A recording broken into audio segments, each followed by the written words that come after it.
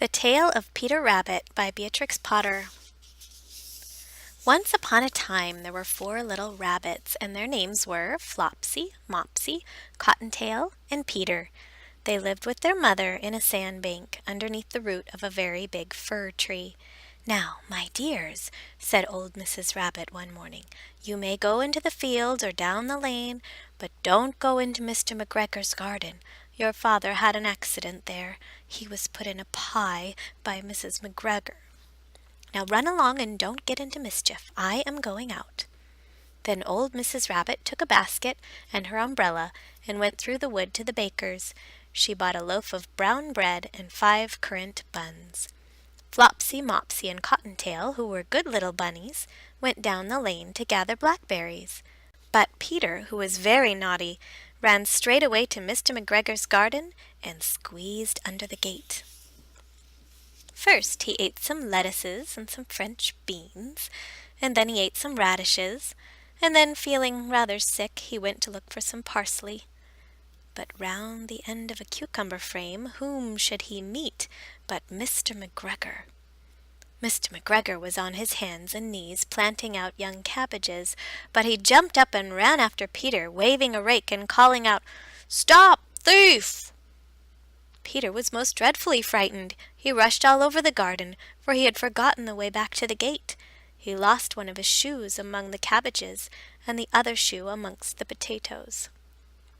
After losing them, he ran on 4 legs and went faster, so that I think he might have got away altogether if he had not unfortunately run into a gooseberry net and got caught by the large buttons on his jacket.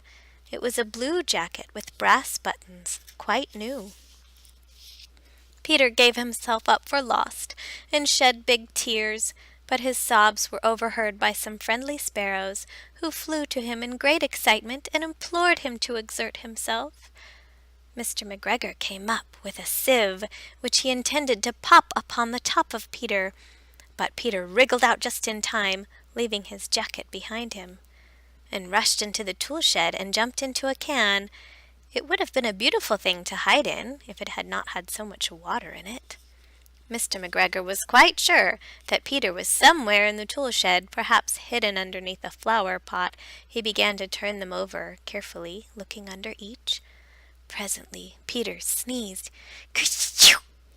Mr. McGregor was after him in no time, and tried to put his foot upon Peter, who jumped out of a window, upsetting 3 plants. The window was too small for Mr. McGregor, and he was tired of running after Peter. He went back to his work. Peter sat down to rest. He was out of breath and trembling with fright, and he had not the least idea which way to go. Also, he was very damp with sitting in that can. After a time he began to wander about, going lippity, lippity, not very fast, and looking all around. He found a door in a wall, but it was locked, and there was no room for a fat little rabbit to squeeze underneath. An old mouse was running in and out over the stone doorstep, carrying peas and beans to her family in the wood. Peter asked her the way to the gate, but she had such a large pea in her mouth that she could not answer. She only shook her head at him. Peter began to cry. Then he tried to find his way straight across the garden, but he became more and more puzzled. Presently he came to a pond where Mr. McGregor filled his water cans. A white cat was staring at some goldfish. She sat very, very still, but now and then the tip of her tail twitched as if it were alive. Peter thought it best to go away without speaking to her. He had heard about cats from his cousin, little Benjamin Bunny. He went back towards the tool shed, but suddenly, quite close to him, he heard the noise of a hoe. Scritch, scratch, scratch, scritch.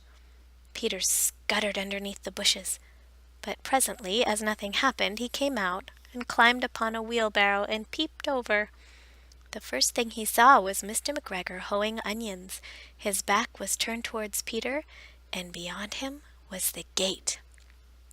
Peter got down very quietly off the wheelbarrow and started running as fast as he could go, along a straight walk behind some black currant bushes. Mr. McGregor caught sight of him at the corner, but Peter did not care. He slipped underneath the gate and was safe at last in the wood outside the garden. Mr. McGregor hung up the little jacket and the shoes for a scarecrow to frighten the blackbirds. Peter never stopped running or looked behind him till he got home to the big fir tree.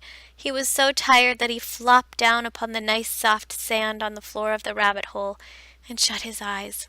His mother was busy cooking. She wondered what he had done with his clothes. It was the second little jacket and pair of shoes that Peter had lost in a fortnight. I am sorry to say that Peter was not very well during the evening. His mother put him to bed and made some chamomile tea, and she gave a dose of it to Peter, 1 tablespoonful to be taken at bedtime. But Flopsy, Mopsy, and Cottontail had bread and milk and blackberries for supper. Thanks for listening to Storytime with Amy.